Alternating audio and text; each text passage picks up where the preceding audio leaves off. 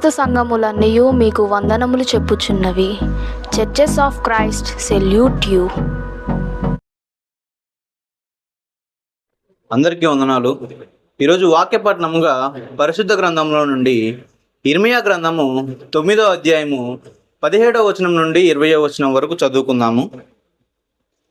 సైన్యములకు అధిపతియగు యెహోవా ఇలాగు సెలవిచ్చుచున్నాడు, ఆలోచింపుడి, రోదనము చేయు స్త్రీలను కనుగొనుడి, వారిని పిలువనంపుడి. తెలివిగల స్త్రీలను కనుగొనుడి, వారిని పిలువనంపుడి. మన కన్నులు కన్నీళ్లు విడుచున్నట్లుగా, మన కనురెప్పల నుండి నీళ్లు ఒలుకున్నట్లుగాను వారు త్వరపడి మనకు రోదన ధ్వని చేయవలెను. మనము వలసపోతిమే, సిగ్గునొందితమే, వారు మన నివాసములను పడగొట్టగా మనము దేశము విడవలసి వచ్చిననే అని సియోనులో రోదన ధ్వని వినబడుచున్నది. స్త్రీలారా, యెహోవా మాట వినుడి, మీరు చెవియొగ్గి ఆయన నోటి మాట ఆలకించుడి. మీ కుమార్తెలకు రోదనము చేయు నేర్పుడి, ఒకరికొకరు అంగలార్పు విద్య నేర్పుడి. దేవుడి ఈ వాక్యాన్ని ఫలింపజేయను గాక. అందరికీ వందనాలు. ప్రార్థన చేసుకుందాం. ప్రార్థన చేసుకుని ఈ పరిశుద్ధ దినము దేవుని వాక్యాన్ని మనందరం కూడా ధ్యానం చేద్దాం. ప్రార్థన చేసుకుందాం. ప్రేమ కలిగిన తండ్రి, కృప కలిగిన దేవ, మహోన్నతుడ, పరిశుద్ధుడ, పరమందాసీనుడు అయిన మా కన్న తండ్రి, మీకే స్తుతులు స్తోత్రాలు చెల్లిస్తున్నాము నాయన. ఈ పరిశుద్ధ దినము, ఈ ఆరాధనలో మీరు మాకు తోడుగా ఉండి పాటల ద్వారా, ప్రార్థనల ద్వారా, వాక్య పఠనము ద్వారా మీరు మాకు తోడుగా ఉండి మీరు మహిమ పొందిన విధానమును బట్టి కృతజ్ఞతాస్తుతులు చెల్లిస్తున్నా. ఈ సమయంలో నీ మాటలు వినబోచున్నాం తండ్రి. సర్వ సృష్టిని అయా నీ మాట చేత సృష్టింపబడినట్లుగాను సృజించినట్లుగాను లేఖనాల ద్వారా మేము చదువుకున్నాం. అవన్నీ కూడా నీ మాటకు లోబడి ఇప్పటి వరకు బ్రతుకుతున్నాయి. అలాగనే మేము నాయన నీ పిల్లలమైన మేము కూడా నీ వాక్యానికి లోబడి బ్రతుకున్నట్లుగా మమ్మల్ని ఖండించండి, గద్దించండి, సరిచేయండి. మీకు ఇష్టమైన పాత్రగా మమ్మల్ని సిద్ధపరచండి. ఏ ఆత్మకి ఎలాంటి మాటలు అవసరమై ఉన్నవో మీరే మాట్లాడండి. వారిని బలపరిచి స్థిరపరచండి తండ్రి. వారిలో ఉన్న బలహీనతను తీసివేసుకుని నీకు ఇష్టమైన రీతిగా మారు మనస్సు పొంది అయినా నీ మహిమార్థమై నిలిచే బిడ్డలుగా సిద్ధపరచు. వినే ప్రతి వారికి ఈ మాటలు మేలుకరంగాను ఆశీర్వాదకరంగా ఉండునట్లుగా సహాయం చేయండి. మీరే మాతో మాట్లాడండి. ఆ తండ్రి, మీరే మాకు తోడుగా ఉండండి. అన్ని విధాలా కూడా మీ చేతికి అప్పగిస్తుండగా మీరు మహిమ పొందమని వేడుకుంటూ, మాట్లాడి ఘనత పొందమని వేడుకుంటూ, ఈ మనవలు మా ప్రభువును రక్షకుడు క్రీస్తు యేసు నామమున అడిగి వేడుకొనుచున్నాము మా పరమ తండ్రి, ఆమేన్. కూడి వచ్చిన దేవుని పిల్లలైన మీ అందరికీ కూడా మన ప్రభువును లోకరక్షకుడైన యేసు క్రీస్తు అత్యున్నతమైన నామమును బట్టి, అతి శ్రేష్టమైన నామమును బట్టి మీ అందరికీ కూడా హృదయపూర్వక వందనాలు తెలియజేస్తున్నాను. ఈ సమయాన్ని ఇచ్చిన దేవాది దేవునికి మొదటిగా కృతజ్ఞతాస్తుతులు చెల్లిస్తున్నా. మనం ఇంతకుముందు ఒక పాఠం చెప్పుకున్నాం. ఆ పాఠం ఏంటంటే సంఘములో స్త్రీ పాత్ర గురించి మనం చెప్పుకోవటం జరిగింది. దాదాపు యూట్యూబ్లో కూడా పెట్టడం జరిగింది. సంఘములో స్త్రీ ఎలా ఉండాలి, ఎలా నడుచుకోవాలి, ఎలాంటి పాత్ర దేవుడిచ్చాడు, ఎందుకు ఇచ్చాడు అనే విషయాలన్నీ కూడా ఆ ప్రసంగంలో చెప్పటం జరిగింది. ఈరోజు కూడా మరి స్త్రీని గురించి కొన్ని మాటలు మనం నేర్చుకోవాలి. ఎందుకనంటే రెండవ పార్టుగా ఈ మాటలు చెప్పాలనుకున్నాం. రెండవ పార్టుగా ఈరోజు అంశం ఏంటంటే దేవుని పనిలో స్త్రీ పాత్ర. బాగా ఆలోచించండి. దేవుని పనిలో స్త్రీ పాత్ర. మొదటి పాఠం ఏంటంటే సంఘములో స్త్రీ పాత్ర, మొదటి పార్ట్. రెండో పార్ట్ ఏంటంటే దేవుని పనిలో స్త్రీ పాత్ర ఏంటి అన్నది మనము చాలా క్షుణ్ణంగా బాధ్యతగా ఆలకించటానికి, లేకపోతే రాసుకోవటానికి, జాగ్రత్తగా వినటానికి ప్రయత్నం చేద్దాం. స్త్రీ అనగానే మనకు చాలాసార్లు చదువుకున్న విషయము ఏంటంటే స్త్రీ బలహీనమైన ఘటమని చాలా విషయాలు మనం సేవకులు కానీ చాలా మంది చెప్తూ ఉంటారు. అలాంటి స్త్రీల గురించి దేవుడు తన సేవ నిమిత్తము ఎలా వాడుకున్నాడో కూడా బైబిల్లో రాయబడింది. అందుకనే స్త్రీ పనులు దేవునిలో స్త్రీ పనులు అనేవి చాలా రకాలుగా ఉన్నాయి, అనేక విధాలుగా ఉన్నాయి. దేవుని సేవలో లేదా దేవుని పనిలో దేవుని పరిచర్యలో ఒక స్త్రీ యొక్క పని ఎన్ని విధాలుగా ఉందంటే చాలా విధాలుగా ఉంది అన్న సంగతి మనం తెలుసుకోవాల్సిన అవసరత కలిగి ఉన్నాం. అవేంటి ఎలా అన్నది మనం చాలా జాగ్రత్తగా పరిశీలించినట్లయితే, ఒకప్పుడు మోషే కాలంలో ప్రత్యక్ష గుడారము అనేది మరి ఏర్పాటు చేయబడినట్లుగా మనం చూసాం.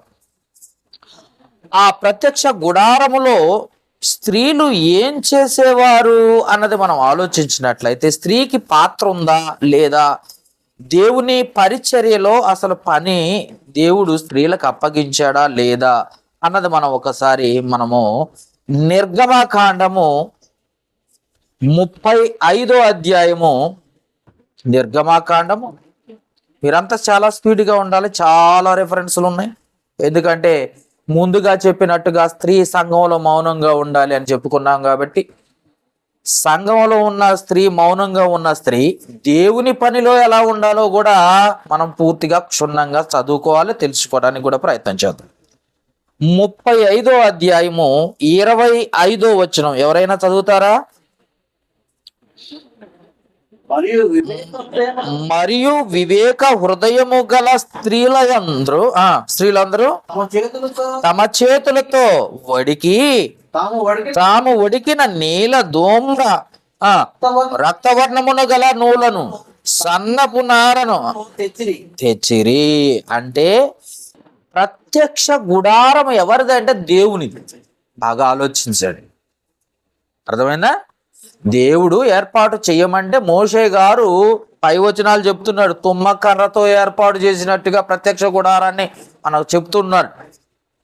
ఈ ప్రత్యక్ష గుడారములో, దేవుని యొక్క ప్రత్యక్ష గుడారములో, ఒక విధంగా చెప్పాలంటే దేవుని మందిరములో, దేవుని ఆలయములో స్త్రీలు ఒకప్పుడు దేవుడు వారిని ఎందుకు ఎన్నుకున్నాడు, ఏం చేయటానికి ఎన్నుకున్నాడు అని అంటే, వారికి ఏం పని లేదు, మౌనంగా ఉండమన్నారు, సైలెంట్గా ఉండమన్నారు, గోడక జారుకొని నిద్రపోమన్నారు అని కాదు. అక్కడ స్త్రీల పనులు ఏంటంటే ప్రత్యక్ష గుడారమును అలంకరించుట స్త్రీల యొక్క పని.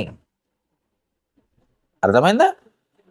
ఖాళీగా లేరు, మౌనంగా ఉండమన్నారని మౌనంగా లేరు.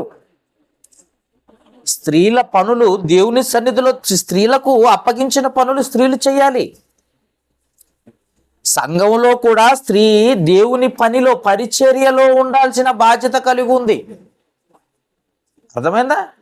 పరిచర్య అంటే సువార్త ప్రకటించడం ఒకటే కాదు, సంఘంలోనే వాక్యం చెప్తానని కాదు. అక్కడ మౌనంగా ఉండాలి, కానీ నీకు అప్పగించిన కొన్ని పనులు, దేవుని పనులు నువ్వు చేయాల్సిన బాధ్యత కలిగి ఉన్నావు. ప్రత్యక్ష గుడారంలో స్త్రీలు ఏం చేశారట?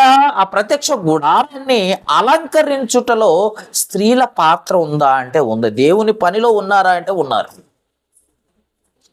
అవునా? ఇంకా చూసినట్లయితే న్యాయాధిపతులుగా ఉన్నారు వాళ్ళు. స్త్రీలని కామనగా వదిలేశాడు దేవుడు. అవ్వ పాపం చేసింది కాబట్టి, అవ్వ పాపం చేసి ఆ మరణాన్ని కొని తెచ్చింది కాబట్టి అలా వదిలేశాడు దేవుడు అని అంటానికి లేదు. వారిలో గనులైన వారు ఉన్నారు, వారిలో భక్తిపరులైన వారు ఉన్నారు. స్త్రీలలో ఆలోచిస్తే చాలా భక్తిపరులైన వారు ఉన్నారు. అలాంటి వారిని దేవుడు న్యాయాధిపతులుగా నియమించాడు. ఉదాహరణకి చూద్దాము, న్యాయాధిపతుల గ్రంథము 4వ అధ్యాయము 4వ వచనాన్ని ఒకసారి చూడండి. ఒకసారి ఎగ్జాంపుల్గానే, చాలా మంది ఉన్నారు, మీకు ఎగ్జాంపుల్గా ఒకరిద్దరిని పరిచయం చేస్తే మీకు అర్థమైద్దని. న్యాయాధిపతుల గ్రంథము 4వ అధ్యాయము 4వ వచనం చూడండి. పేజీ నెంబర్ చెప్పాలా? 201 పేజీ, పాత నిబంధన.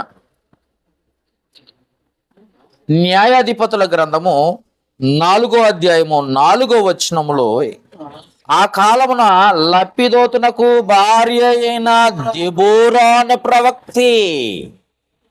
న్యాయాధిపతి ఎవరో తెలుసా? దెబోరా. ఇశ్రాయేలీలకు న్యాయాధిపతిగా ఉండెను. అంటే పురుషులు లేరా అంటే, పురుషుల్లో భక్తి పరులు లేరు. దేవుని పనిలో బలంగా వాడబడే వారిగా ఉండాలని, దేవుని పనిని బలంగా చేయాలని ఒకప్పుడు న్యాయాధిపతులుగా కూడా స్త్రీలను ఎన్నుకోవడం జరిగేది. అర్థమైందా? స్త్రీని చెయ్యి విడిచిపెట్టలేదు, కానీ సంఘంలో మౌనంగా ఉండమన్నాడు. కానీ కొన్ని పాత నిబంధనలు చూసినప్పుడు స్త్రీని విడిచిపెట్టేశాడు, పాపంలో పడిపోయింది, బలహీనమైన ఘటం గనుక అని అనలేదు. దేవుని పనిలో, దేవుని సేవలో స్త్రీ పాత్ర ఏంటంటే, ఒకప్పుడు ప్రత్యక్ష గుడారములో వారు ఏం చేసేవారంటే, ఆ ప్రత్యక్ష గుడారమును అలంకరించేవారు. అందరితో ఆగిపోయారా అంటే ఆగిపోలేదు. దేవుని పట్ల భయభక్తులు కలిగిన స్త్రీలను న్యాయాధిపతులుగా కూడా దేవుడు ఎన్నుకున్నాడు. ఎందుకంటే ఇశ్రాయేలీలకు న్యాయాధిపతులు అవసరమై ఉన్నారు కనుక అలాంటి న్యాయాధిపతులుగా ఉన్నారు స్త్రీలు. దెబోరాను ఇక్కడ మనం చూస్తున్నాం. 5వ అధ్యాయం 7వ వచనం చూడండి ఒకసారి. న్యాయాధిపతుల గ్రంథము 5వ అధ్యాయం 7వ వచనం చూడండి. ఇశ్రాయేలీలో అధిపతులు లేకపోయిరి. దెబోరాను నేను రాకమునుపు, ఇశ్రాయేలీలో నేను తల్లిగా ఉండకమునుపు వారు లేకపోయారు. చూసారా, సరైన భక్తి పరులు లేక బలహీనులు ఎక్కువైపోయినప్పుడు స్త్రీని లేపి నిలబెట్టి దేవుణ్ణి న్యాయాధిపతిగా నిలబెట్టాడట దేవుడు. అర్థమైందా? అంటే దేవుని పనిలో, దేవుని కొరకు ఉపయోగించుకున్నాడా అంటే ఉపయోగించుకుంటాడు. దేవుని సంకల్పములో ఉన్న సంఘంలో మాత్రం మౌనంగా ఉండాలి, అది గుర్తుపెట్టుకోవాలి.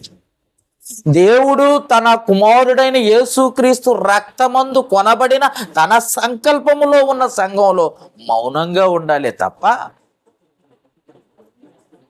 అంటే దేవుని పనిలో ఆగిందా అంటే ఆగలేదు. వారు ఆగటానికి లేదు. వారు పని చేస్తూ ముందుకు కొనసాగిన వారు, భక్తిపరులైన వారు కూడా ఉన్నారు. ఇంకా చూద్దాం. స్త్రీలు దేవుని కొరకే కాదు, వారు మాతృమూర్తులు అంటే తల్లులుగా కూడా అనేక విశ్వాసంలో తన పిల్లల్ని పెంచిన వారిగా కూడా ఉన్నారు. సమూయేలు మొదటి గ్రంథము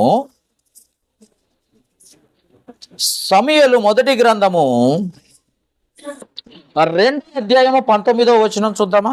సమూయేలు మొదటి గ్రంథము 2వ అధ్యాయం 19వ వచనం. వాని తల్లి వానికి చిన్న అంగి ఒకటి కుట్టి ఏటేటా బలి అర్పించుటకు తన పెనిమిటితో కూడా వచ్చినప్పుడు దాన్ని తెచ్చి వానికి ఇచ్చి వచ్చెను. ఎవరా ఆయన? సమూయేలు గారి తల్లి అట, అన్న. ఆయన రాసుంది చూడండి, బాలుడైన సమూయేలు అని రాసి ఉంటాయి, మీరు చదివితే. ఏం చేసిందో తెలుసా? ఎంత భక్తి పరురాలో తెలుసా?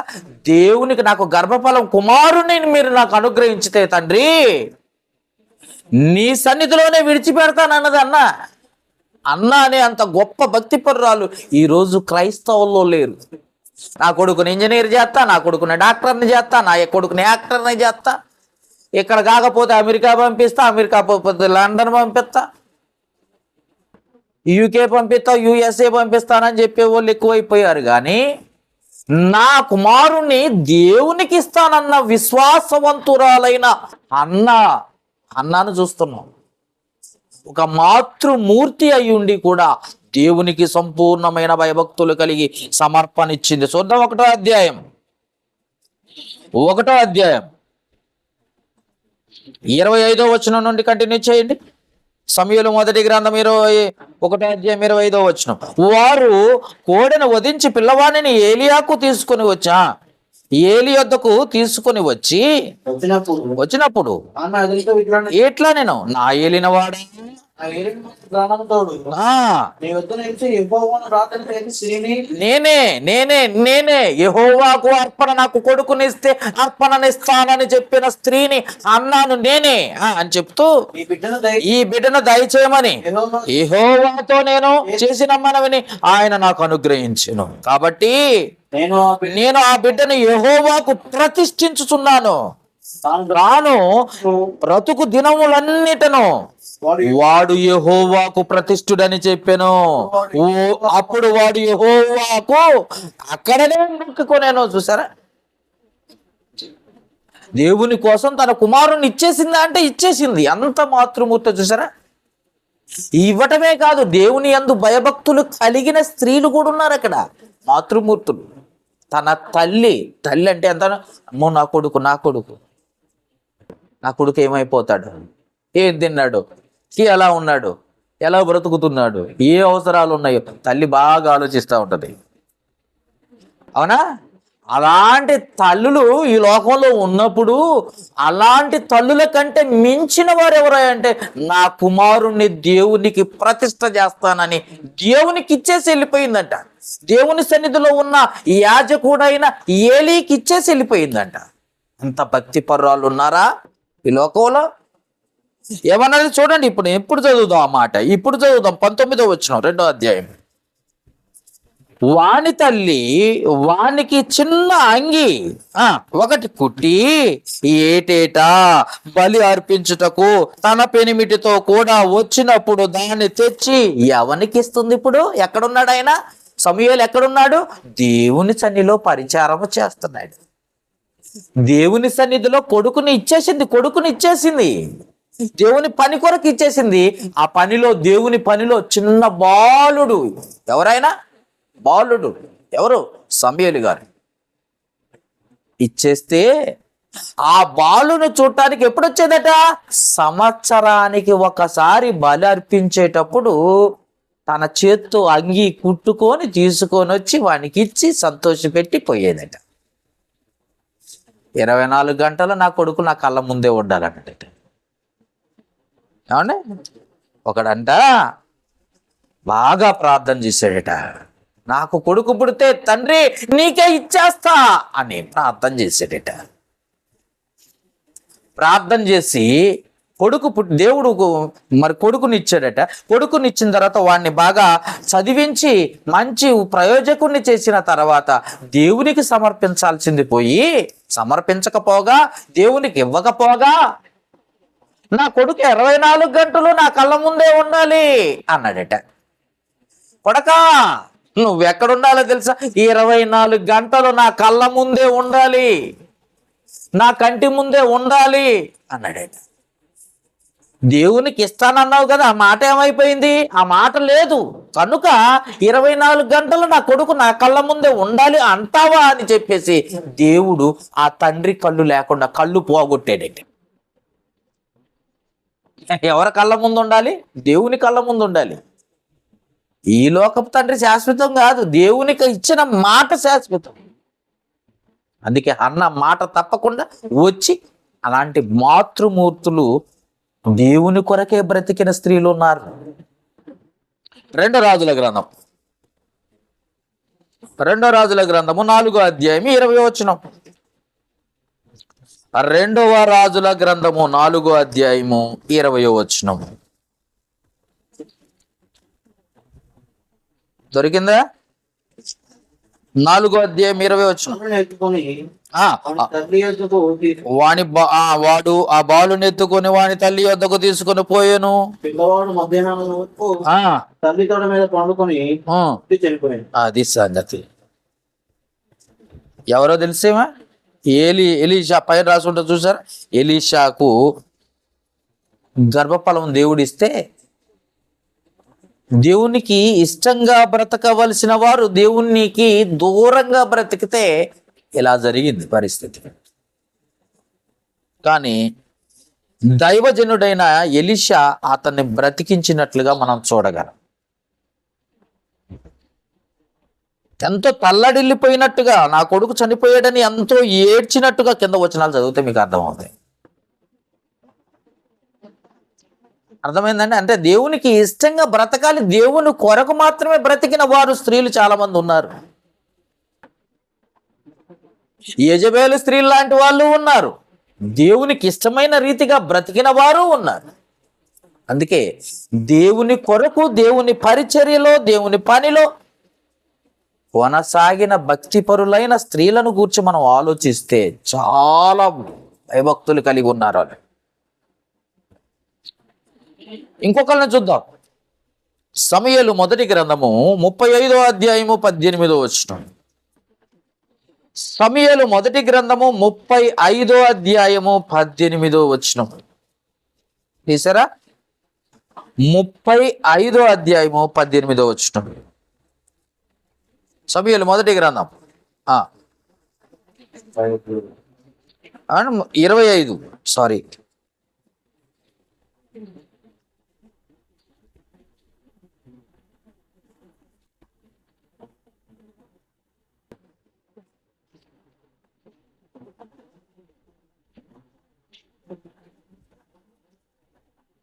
దొరికిందా?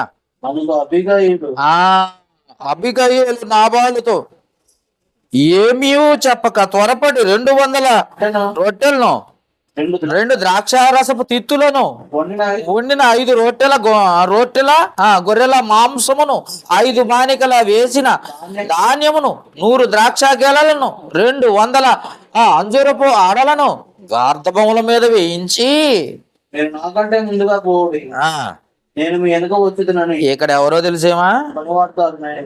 ఎవరో తెలుసా? దావీదు అన్నాడట,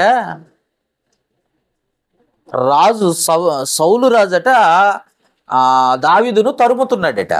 తరుముతున్న సందర్భంలో మరొక ప్రాంతం వెళ్ళి తలదాచుకోవడానికి మరొక ప్రాంతం వెళ్ళాడట దావీదు. వెళ్ళినప్పుడు ఇక్కడ ఎవరైనా నాబాలు అనే వారి దగ్గరకు వచ్చాడట. పరిస్థితి నాబాలు దగ్గరకు వచ్చి సేవకులను పంపించాడట. ఆహారం ఏమన్నా ఉంటే నాకు మా కొరకు పంపించండి అని నాబాలును రిక్వెస్ట్ చేసినప్పుడు నాబాలు ఏమి ఇవ్వను అని అడిగాడట. అసలు ఏమి ఇవ్వను, ఏం చేసుకుంటారో చేసుకోపోండి అని అడుగుతాడు అంటాడు. అన్నప్పుడట ఈ నాబాలు భార్య అబిగయీలు, దావీదు దేవుని యొక్క సేవకుడు, అలాంటి వాడు ఏదైనా చేయగలిగిన వాడు, రేపు రాజు కావలసిన వాడు, అలాంటి వానికి మనము లోబడి బ్రతకాలి అని చెప్పేసి భర్త ప్రాణాలను కాపాడుకున్నట కొరకు అబిగయీలు భర్తను కాపాడటానికి ఇవన్నీ ఏంచి పంపించినట్లుగా మనం చూస్తున్నాం. ఏమండి? వాడిని చంపేసేయండి అని చెప్పేశాడు భర్త దావీదు. కానీ ఇక్కడ సందర్భం ఏంటి, ఏం చెప్తుందో తెలుసా? భర్తను కాపాడుకున్నట్టు కొరకే ఇవన్నీ. 21వ వచనం కూడా చదవండి. అంతకు మునుపు దావీదు నాబాలుకు కలిగిన దాని అంతటిలో ఏది పోకుండా అరణ్యములో అతని ఆస్తి అంతయు నేను వ్యర్థము వచ్చి ఉపకారమునకు నాకు అపకారము చేసిన వాడు ఈడే అని చెప్పేసి వాడిని చంపేయాలనుకున్నాడట. కానీ భార్య భర్త ప్రాణాలు కాపాడింది. కొంతమంది ఉంటారు భర్త ప్రాణాలు తీసేవారు, భార్యలు ఉన్నారా లేరా? వార్తలు చూస్తుంటే మీకు అర్థమవుతుంది. అంటే విసికించే భార్యలు ఉన్నారు, బాధ పెట్టే భార్యలు ఉన్నారు. కానీ భక్తి పరులైన భార్య ఏం చేస్తుందట? భర్త ప్రాణాలు కాపాడటం కొరకు ముందుకొచ్చినట్టుగా మనము చూడగలం. కష్టకాలంలో అయినా అన్ని కాలాల్లో సహకారిగా ఉండి అంటే దేవునికి లోబడుతూ, భర్తకు లోబడుతూ భర్త ప్రాణాలు కాపాడటానికి అబిగయీలు ముందుకు వచ్చినట్లుగా మనం చూడగలం. ఉన్నారండి భక్తిపరులు. ఇంకా చూద్దాం, లేట్ అవుతుంది. ఇంకా చూద్దాం. అపొస్తల కార్యముల గ్రంథము 9వ అధ్యాయం 36వ వచనం. అపొస్తల కార్యముల గ్రంథము 9వ అధ్యాయం 36వ వచనం. ఇక్కడ ఒక స్త్రీని చూస్తున్నాం. 9వ అధ్యాయం 36వ వచనంలో ఇక్కడ ఒక స్త్రీని చూస్తున్నాం. ఆమె పేరు ఏంటంటే తబిత. పేరు బాగుంది కదండి, చాలా భక్తిపరురాలు. ఈ తబిత అనే స్త్రీని చూసినప్పుడు చదవండి మాట. తబిత అని శిష్యురాలు ఉండెను, ఆమెకు భాషాంతరముకు ద్వారకా అని పేరు. ఆమె సత్క్రియలను ధర్మకార్యములను బహుగా చేయుచుండెను. చూసారా, దేవుని యందు భయభక్తులు కలిగిన స్త్రీలు ఏం చేశారో తెలుసా? ద్వారకా అనే స్త్రీ, లేదా నువ్వు తబిత అంటావో ద్వారకా అంటావో నీ ఇష్టం. ఎంతో భక్తి, దేవుని పట్ల ఎంతో విశ్వాసం, సంఘంలో మౌనంగా ఉండాలి. కానీ నీ భక్తిని కోల్పోమని కాదు అక్కడ. అర్థమైందా? నన్ను వాక్యం చెప్పనీయలేదు, నన్ను వాక్యం చదవనీయలేదు, నన్ను ప్రార్థన చేయనీయలేదు, నన్ను స్టేజీ ఎక్కనీయలేదు అని మాట్లాడటం కాదు. నీకున్న విశ్వాసంలో నువ్వు నిలబడాల్సిన అవసరం ఉంది. సంఘంలో మౌనంగానే ఉండాలి, కానీ నీ భక్తిని దేవునికి కనపరుచుకునటంలో చాలా అవకాశాలు ఉన్నాయి, చాలా విధాలుగా ఉన్నాయి దేవుని సేవ. అర్థమైందండి? అందుకే ఏమంటుంది, మరియు ఒప్పేలో తబిత అని ఒక శిష్యురాలు ఉండేను, ఆమె భాషాంతరముగా ద్వారకా అని పేరు. ఆమె సత్క్రియలు సత్ అంటే సత్యము, క్రియలు, పనులు, వాక్యానుసారమైన క్రియలు జరిగిస్తూ ధర్మకార్యములను బహుగా చేయుచున్న స్త్రీ. ఎంతో భక్తి పర్రాలు దేవుని పట్ల. ఒక క్రైస్తవురాలు ఈమె. ఇందాక చెప్పుకున్నామేమో ఇజ్రాయేలు గారు అబిగయేలు, ఇప్పుడేమో ఒక క్రైస్తవురాలు గురించి చెప్తున్నాను. అంటే స్త్రీలు తమ భక్తిని ఎలా కనపరిచారు, తమ సేవను ఎలా కొనసాగించారు, ధర్మాలు చేస్తూ సత్యవాక్యం ప్రకారం నిలుస్తూ. ఏమండి, చర్చిలో నన్ను నిలబెట్టలేదు, ప్రసంగం చేయనీయలేదు, వాక్యం చదవనీయలేదు, పాట పాడనీయలేదు అనొక్కటే, అదొక్కటే ఏమండి తక్కువే. కానీ మిగతావన్నిటిలో స్త్రీల్ని దేవుడు ఉపయోగించుకొని తన మహిమ కొరకు నిలవబెట్టుకున్నట్లుగా మనం పరిశుద్ధ గ్రంథం చదువుతుంటే అర్థమవుతుంది. అర్థమైందండి?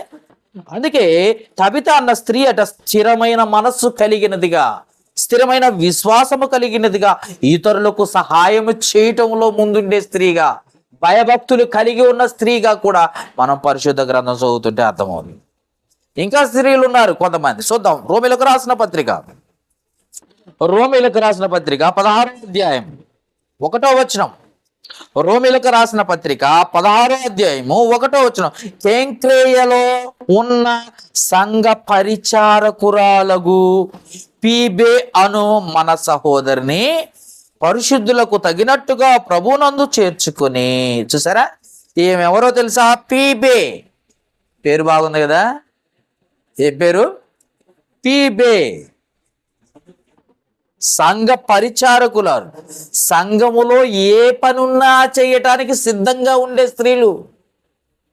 కొంతమంది మంచిగా తయారైపోయి వచ్చి కూర్చొని వెళ్ళిపోతా ఉంటారు. అఫీషియల్గా వచ్చి కూర్చొని వెళ్ళిపోతారు. అంతే. మౌనంగా ఉండాలి అని అంటే మౌనంగా ఉండి వెళ్ళిపోవడం కాదు. అక్కడ నీ బాధ్యత ఏంటో తెలుసా? పరిచారకురాలుగా ఉండి దేవుని కార్యక్రమాల్లో సహకారిగా ఉండాలి భర్తకి. నీ పని నువ్వు ఖచ్చితంగా పాటించాలి. సంఘములో ఉన్నావంటే, క్రీస్తు సంఘములో ఉన్నావంటే నువ్వెంతో జాగ్రత్తగా ఉండాలి.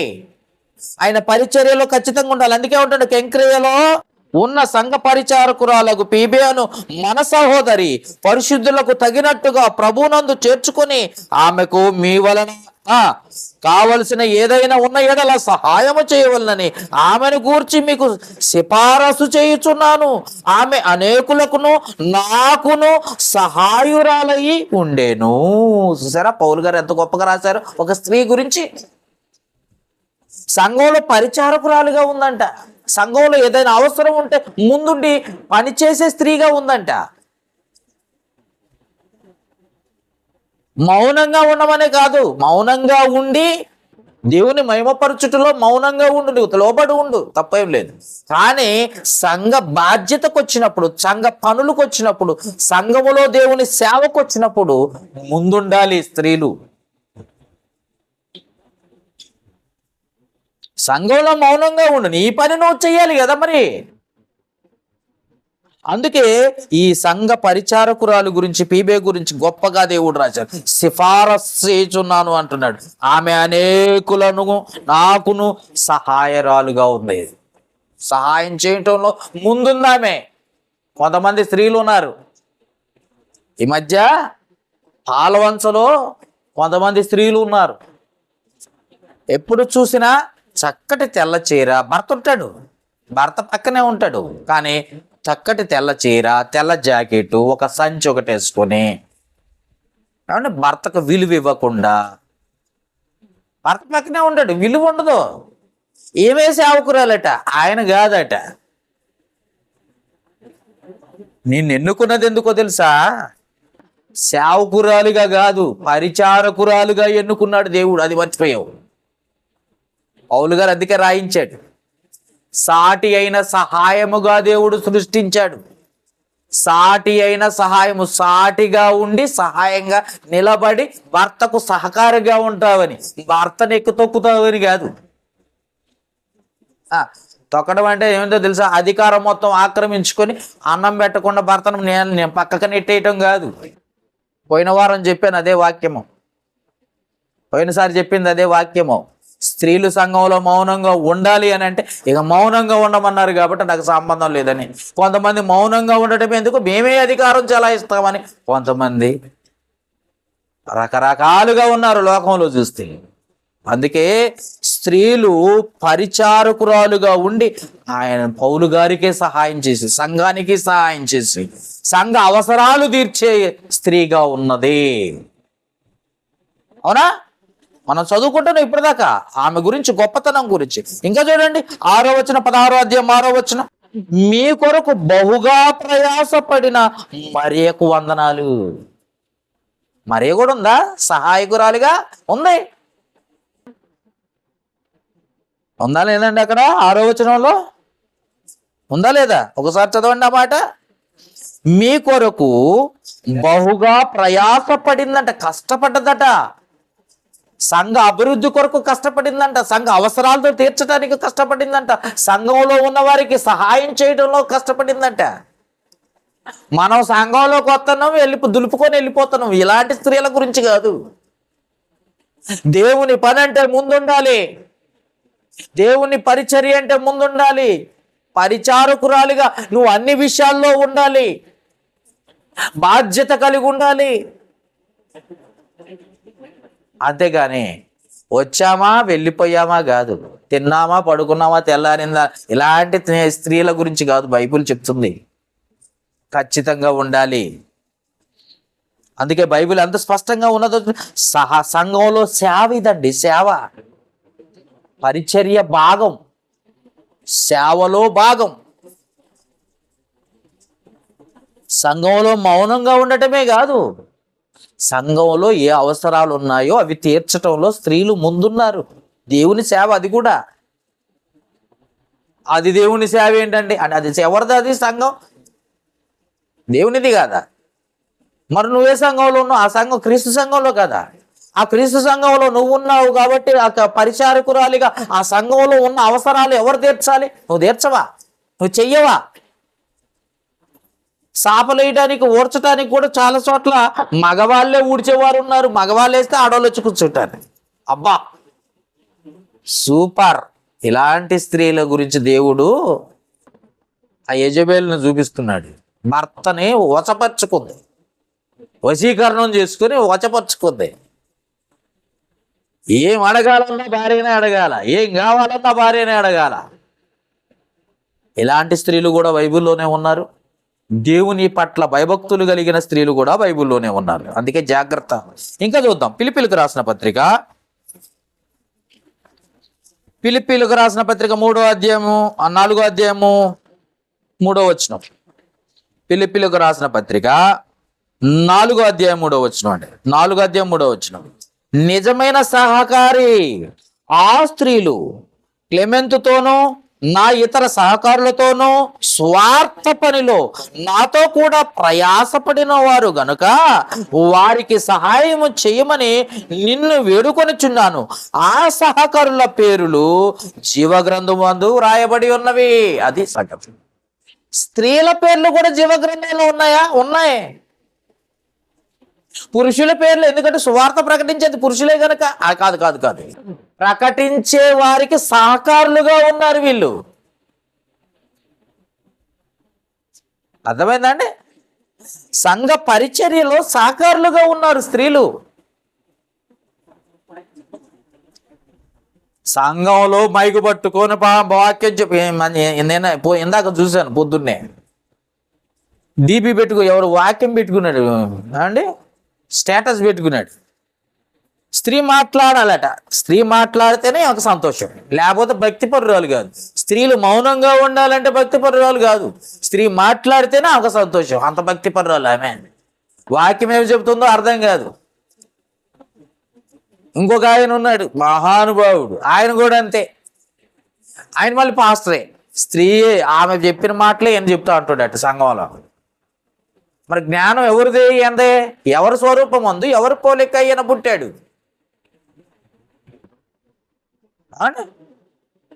దేవునికి కుమారుడు ఆదాము, ఆదాము నుండి తీయబడిందే స్త్రీ. ఆదాము నుండి స్త్రీ తీయబడింది, దేవుని నుండి తీయబడలే, దేవుని నుండి వచ్చింది కాదు. అందుకే సాటి అయినా సహాయంగా ఉండాలి. నువ్వు సంఘంలో కూడా సహకారులుగా ఉండాలి, మీరు సంఘంలో కూడా పరిచర్య చేసేవారిగా ఉండాలి. అది దేవుడు కోరుకుంటున్నాడు. అతన్ని మిమ్మల్ని విడిచిపెట్టలేదు, మిమ్మల్ని కూడా గొప్ప స్త్రీలుగా, ఒకప్పుడు న్యాయాధిపతులుగా కూడా ఎన్నుకున్నాడు దేవుడు. కానీ సంఘంలో వచ్చేసరికి శిరస్సు క్రీస్తు కనుక, పురుషునికి శిరస్సు క్రీస్తు కనుక, క్రీస్తుకు శిరస్సు ఆ దేవుడు గనుక, స్త్రీకి శిరస్సు పురుషుడు గనుక స్త్రీలు మౌనంగా ఉండాలి. స్త్రీ పురుషుడి నుండి కలిగాను, స్త్రీ పురుషుడి నుండి కలిగను గాని పురుషుడు స్త్రీ నుండి కలగలేదు. పోయినసారి చెప్పిన సబ్జెక్ట్ అది. స్త్రీ పురుషుడి నుండి కలిగిందే కానీ, పురుషుడి నుండి కలిగిందే కానీ పురుషుడు స్త్రీ నుండి కలగలేదు, దేవుని నుండి కలిగాడు. ఇది గుర్తుపెట్టుకోవాలి సబ్జెక్టు మాట్లాడాలంటే. స్త్రీ లేకుండా పురుషుడు ఎక్కడి నుండి వచ్చిండండి? పిచ్చి మాటలు మాట్లాడకండి. ఎందుకంటే దేవుడు పురుషుడిని నిర్మించాడండి, పురుషుడి నుండి స్త్రీని నిర్మించాడండి. వాక్యం తెలిస్తే మాట్లాడండి, వాక్యం తెలియకపోతే మౌనంగా ఉండండి. అంతే కదా? పరిచర్యలో, దేవుని సేవలో సహకారులుగా, పరిచారకులుగా, జీవగ్రంథములో పేర్లు సంపాదించుకున్న స్త్రీలను బైబిల్లో ఉంటే, మొగుడిని పక్కకు నెట్టేసి మైగు పట్టుకొని అరుచుకుంటూ వాక్యం చెప్పే స్త్రీలు చాలా మంది ఉన్నారు. జాగ్రత్త. ఆకలి అవుతుంది, ఒక ముద్ద భోజనం పెట్టమ్మా అంటే, నాకు ప్రార్థన ఉంది, నేను చర్చికి వెళ్ళాలని చెప్పేసి మొగుడిని పక్కకు నెట్టేసింది, భర్తనట పక్కకు నెట్టేసిందట. ఎవరు ముఖ్యం? నీ శిరస్సు ఎవరు? నీ అధికారి ఎవరు? ఎవరండి? కొరింథీయులకు రాసిన మొదటి పత్రిక మళ్ళొకసారి చూద్దాంలే, గుర్తు చేసుకుందాం. మొదటి పత్రిక 11వ అధ్యాయం 3వ వచనం. నీ శిరస్సు ఎవరమ్మా? ఒకసారి చూడు. నేను తీయలేదు, మీరే చదవాలి ఇప్పుడు. నేను తీయలేదు, మీరే చదవాలి ఇప్పుడు.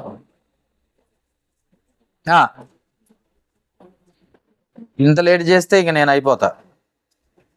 కావాలి. కొరింథీయులకు రాసిన మొదటి పత్రిక 11వ అధ్యాయం 3వ వచనం. ప్రతి పురుషునికి శిరస్సు క్రీస్తనియు, అది స్త్రీకి శిరస్సు ఎవరు? శిరస్సు అంటే ఏంటి? అధికారి, ప్రభువు, అధికారి అని అర్థం. స్త్రీకి అధికారి ఎవరు? పురుషుడు, భర్త. భర్తకు భోజనం పెట్టకుండా చర్చికి పోతున్నామేంటి అంటే దేవుడు దీవిస్తాడా? భర్తకు భోజనం పెట్టకుండా, భర్తకు బట్టలు ఇవ్వకుండా, భర్త అవసరాలు తీర్చకుండా నువ్వు చర్చికి పోతే దేవుడు నిన్ను దీవిస్తాడని బైబిల్లో ఎక్కడా రాసలేదు. ఏమో సొంతమైతే మాత్రం భర్తనే, పిల్లల్ని అందరిని వదిలిపెట్టి రమ్మన్నాడు దేవుడు. నిజమే. మరి నువ్వు నీకు ఇచ్చిన ఆజ్ఞ భర్తకు లోబడమని చెప్పిన ఆజ్ఞను ఏం చేసావు? మరి సమాజ్ చేసావా? నువ్వు లోబడాల్సింది ఎవరికి ముందు? భర్తకి, ఇంటిలో ఉన్న భర్త. అందుకే ఎంట గెలిసి రచ్చ గెలువు, చిన్నప్పుడు చదువుకున్న పాట. ముందు భర్తకు లోబడు, ఆ తర్వాతనే దేవుడు. నువ్వు ఇంట్లో భర్తకు లోబడకుండా దేవుడి దగ్గరకు వస్తానంటే, అమ్మ నువ్వు నీ భర్తని నీకు శిరస్సుగా పెట్టాను, అతని అవసరాలు తీర్చావా? నేను తీర్చను ప్రభువా, నీ అవసరాలు మాత్రమే తీరుస్తాను ప్రభువా. గెట్ అవుట్ అంటాడు. అంతనే అక్రమము చేయువారులారు నా యొద్ద నుండి పొండి అంటాడు. ఎందుకని? అసలు నువ్వు ఎవరి కోసం? భర్త కోసం, భర్తకు సహకారిగా ఉండటం కొరకు. ఇక్కడ కూడా అదే జరుగుతుంది. లోబడ్డారు, దేవునికి లోబడ్డారు, భర్తకు లోబడ్డారు, జీవగ్రంథం మందు పేరు సంపాదించుకున్న వారుగా ఉన్నారు. వాళ్ళు లోకంలో ఎలా ఉన్నారు? టీవీ పెట్టి చూస్తే మొత్తం స్త్రీలే. మరి భర్త లేరి? భర్తను మార్చావా? భర్తని ప్రసంగికుడిగా తయారు చేసావా? వాడిని ఎక్కడో వదిలేసావు. నువ్వు కనపడాలి ముందు టీవీలో, శుభవార్త ఛానల్లో నువ్వే కనపడాలి, ఆరాధన ఛానల్లో నువ్వే కనపడాలి, అన్ని ఛానల్లో నువ్వే కనపడాలి. మరి నీ భర్త ఏడమ్మా? నీ శిరస్సేడి? అంటే నువ్వు ఒక్కదానివేనా దేవుని కోసం? నీ భర్త లేడా? ఇలాంటి లోకంలో వాళ్ళ మాటలు విని డాక్టరేట్లు ఇచ్చేవాళ్ళు తయారయ్యారు. పాపం పెద్ద పెద్ద వాళ్ళు ఉన్నారండి, డబ్బులు ఇస్తే డాక్టరేట్లు ఇచ్చేవాళ్ళు. దొంగలు ఎక్కువైపోయారు క్రైస్తవుల్లో కూడా. వాక్యం తెలియని వాళ్ళు, సత్యమును నేర్చుకోరు వాళ్ళు. వాళ్ళకి నచ్చిందే వాక్యం, అంతే. వాళ్ళకి ఏవైతే కావాలో అంతవరకే వాక్యం తీసుకుంటారు. మిగతా వాక్యం దేవుని వాక్యం అని అనుకోరు వాళ్ళు. మిగతా వాక్యాన్ని చదవరు వాళ్ళు, చెబుతుంటే వినరు వాళ్ళు. అందుకే సహకారులుగా ఉన్నారు కనుక వాళ్ళ పేర్లు జీవ గ్రంథములో వ్రాయబడి ఉన్నవి అని చెప్పాడు. చూడండి ఇంకో మాట, సంఘ పెద్ద గురించి నీకు చూపిస్తా. సంఘ పెద్ద యోహాన్ రాసిన 2వ పత్రిక, ఒక్కటే పేజీ ఉంది, ఒక్కటే అధ్యాయం ఉంది. ఆ 1లో నుండి 1 చదవండి, 1వ వచనం. యోహాన్ రాసిన 2వ పత్రిక, ఒకటే పేజీ ఉంది, ఒకటే అధ్యాయం, 1వ వచనం. పెద్దనైన నేను ఏర్పరచబడినదైన అమ్మగారికి ఆమె పిల్లలకును శుభమని చెప్పి వ్రాయినది. ఎవరికి ఈ పత్రిక రాశారు? యోహాను గారు ఈ పత్రిక ఎవరికి రాశారు? సంఘ పెద్ద గారికి రాశారు. సంఘ పెద్ద ఎవరు? స్త్రీ. ఏర్పరచబడినది, సంఘంలో ఏర్పరచబడింది ఎవరు? ఏర్పాటు చేయబడింది ఎవరిని? సంఘ పెద్దలను ఏర్పాటు చేసుకుంటారు. ఏం మాత్రం జ్ఞానం లేదు. అంటే ఎంత భక్తిపరురాలుగా ఉంది, ఎంత విశ్వాసపాత్రురాలుగా ఉంది, ఆ సంఘానికి ఎంత పరిచారము చేసింది, ఎంత సహకారిగా ఉంది, ఎన్ని ధర్మాలు చేసింది, సంఘానికే పెద్దగా నిలబెట్టాడట. ఉన్నారండి ఈరోజు? నిన్ను గనక సంఘ పెద్దను చేశారనుకో దెబ్బగా మరి పాస్టర్ గారు కూడా తరిమి కొడతావు. కొట్టేవాళ్ళు ఉన్నారండి, జాగ్రత్త. నేను ఇప్పటికి సంఘ పెద్దను అయిపోయాను, ఇంక పాస్టర్ గారిని కాటని ఎంతసేపు, అవసరమైతే నేను పోటీ పడతాను అని చెప్పేసి.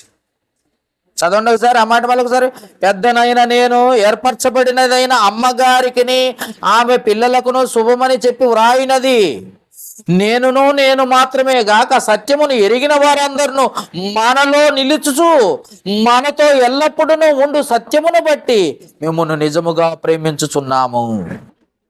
సంఘ పెద్ద స్త్రీ, అమ్మగారు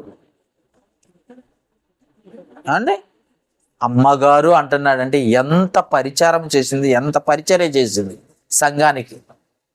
ఎప్పుడైనా ఊడ్చావా? చేపలు వేసావా? చేపలు తీసావా? దేవుని పరిచర్య ఉందంటే వచ్చావా? అదిగో భోజనాలంటే ఇస్త్రాకులు తీసే వారిగా ఉన్నారా? భోజనం పెట్టేగా వారిగా ఉన్నారా? లేకపోతే ఆ గ్లాసుల్లో నీళ్లు పోసేవారిగా ఉన్నారా? ఆ కార్యక్రమంలో, సువార్త ప్రకటనలో, ఆ సభలో టైం పాస్కి వచ్చి కూర్చొని వెళ్ళిపోయే వాళ్ళకి దేవుని పని ఏం గుర్తొస్తుందండి? అందుకే సంఘ పెద్దగా కూడా ఉన్నారా అంటే ఉన్నారు. వీళ్ళంతా స్త్రీలు అనేక రకమైన పనులు దేవుని సేవలో స్వార్థ సేవలో స్త్రీల గురించి చూడండి. ఇప్పుడు స్వార్థ సేవలో రాజుల 2వ గ్రంథము 4వ అధ్యాయం 8వ వచనం చదువుదాం. ఇప్పుడు స్వార్థ సేవలో స్త్రీల గురించి ఇప్పుడు చూద్దాం. రాజుల 2వ గ్రంథము స్వార్థ సేవలో స్త్రీలు ఉన్నారా? నిజమా? నమ్మొచ్చా? నమ్ము. చూడు, ఒకసారి చూడు. 4వ అధ్యాయం 8వ వచనం, రాజుల 2వ గ్రంథము.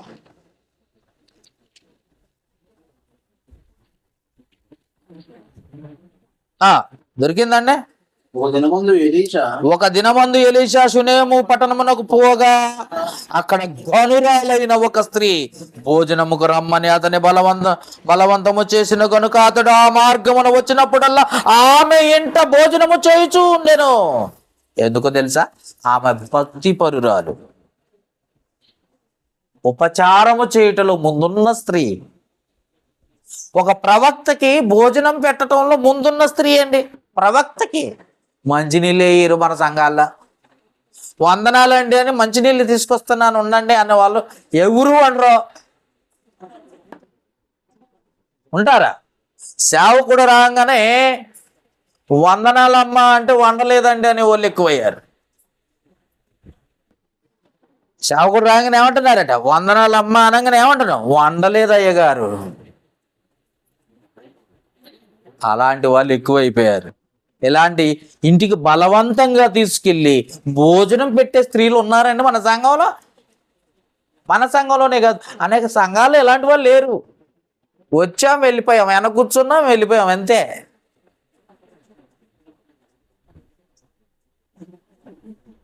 గనురాలంటే దేవుని పరిచర్యలో సేవకులకు ఎలాంటి పరిచారం చేసిన వారు ఉన్నారు, గొప్పవారు ఉన్నారు బైబిల్లో.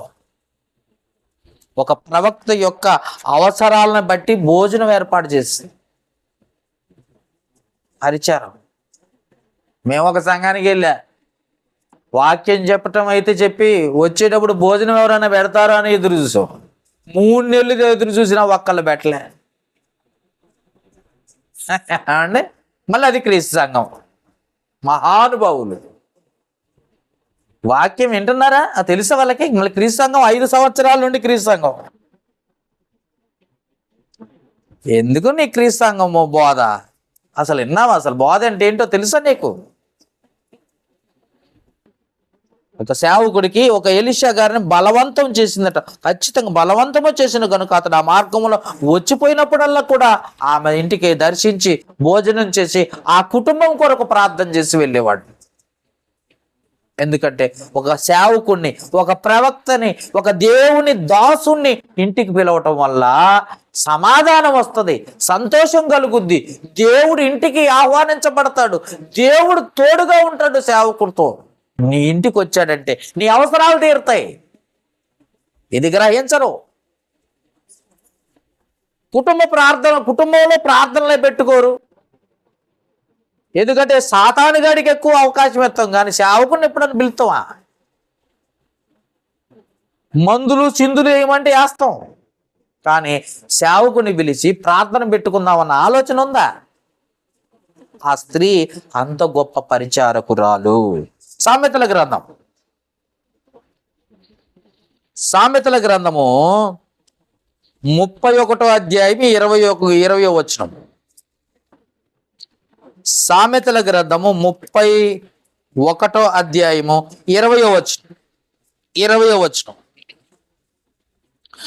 సామెతల గ్రంథం 31:20 తీసారా? దీనులకు తన చెయ్యి చాపును, దరిద్రులకు తన చేతులు చాపును. ఎవరేమా ఎంత దీనురాలు? ఎవరేమా అంటే స్త్రీ. మనకెందుకులే అనేవాళ్ళు ఎక్కువ. ఆమె గురించి కింద రాశారు చాలా మాటలు. ఎవరామె అంటే స్త్రీయే. ఎంత దీనత్వం గల! దీనులకు తన చేయి చాపును, దరిద్రులకు తన చేతులు చాపును, తన ఇంటి వారికి చలి తగలను భయపడదు, ఆమె ఇంటి వారందరిను రక్తవర్ణ వస్త్రములను ధరించిన వారు. ఇవన్నీ స్త్రీ గురించే చెప్తున్న మాటలు ఇవన్నీ. అంత దీనురాలా? ఎస్. దరిద్రుల కొరకు చేతులు చాపుద్దా, సహాయం అందించిందా? ముందుంటదంట ఆ స్త్రీ. ఎవరేమా?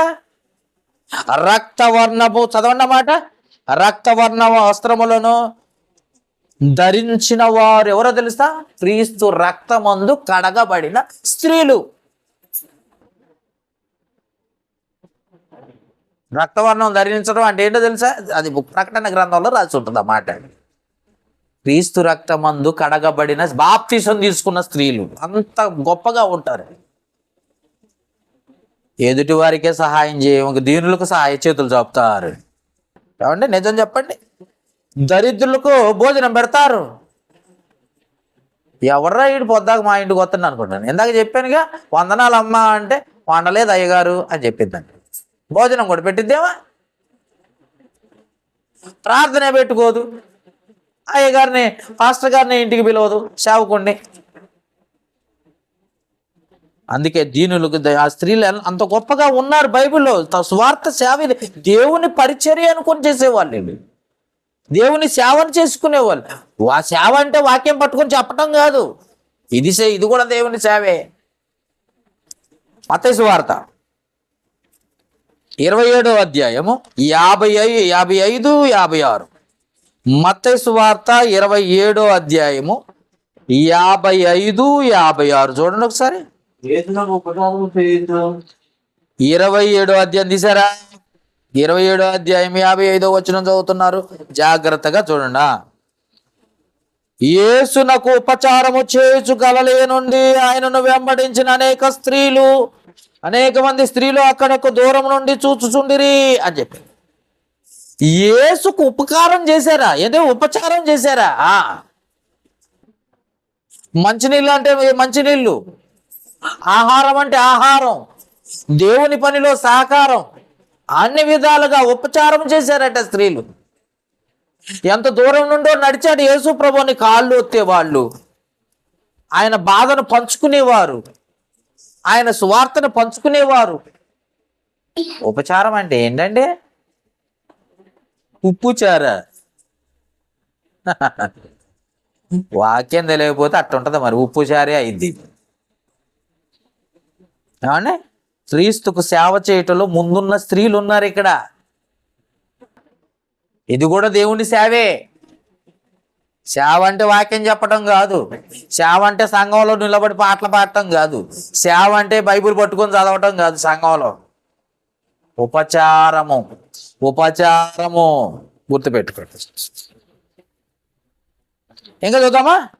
మార్క్స్ వార్త 14వ అధ్యాయం 3వ వచనం.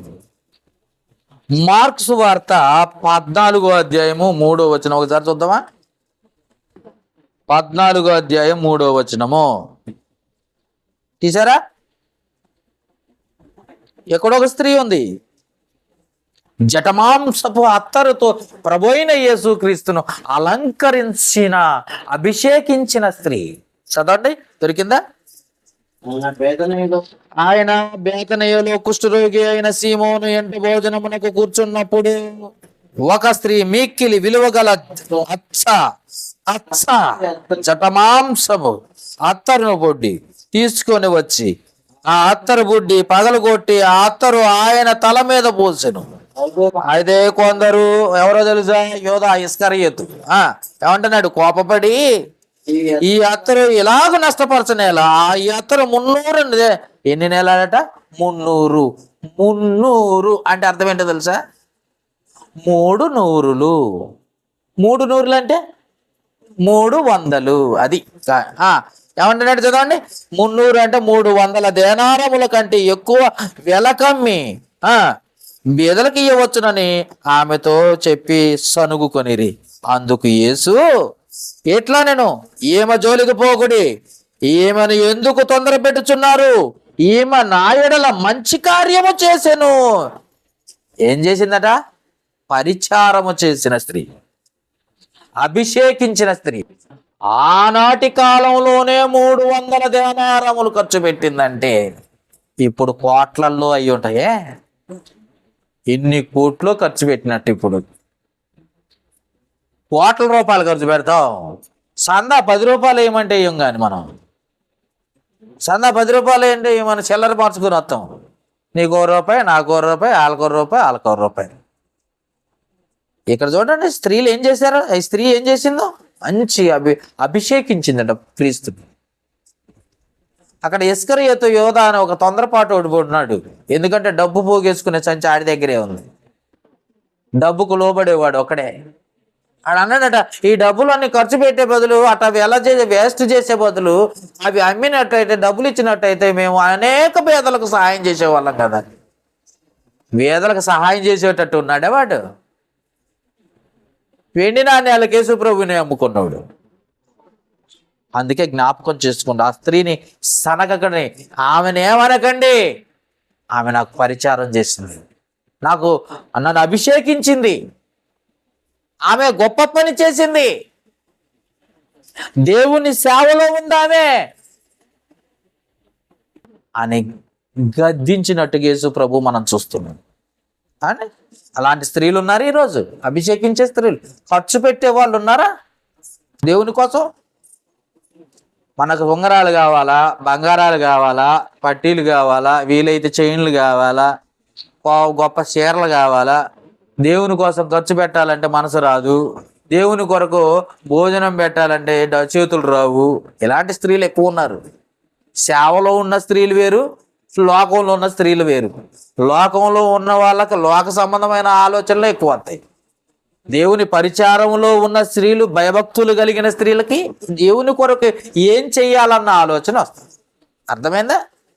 అందుకే అభిషేకించిందంటే యేసు ప్రభుని. ఇంకా చూద్దాం, లూకా సువార్త 7వ అధ్యాయం 37, 38.